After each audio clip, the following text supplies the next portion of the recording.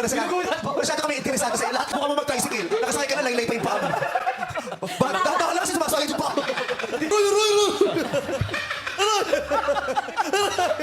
Ano niyo po kahit sa panaginip, sinalbahin nila ako. Kaya nila akong maglaro daw sa burol, magpagulong-gulong, kaming tatlo. Tapos hindi, nagpagulong-gulong kasi dinadaanan ko puro bato, tapos pumapalakpak sila. Maganda yung school na yan, di ba? Hindi po.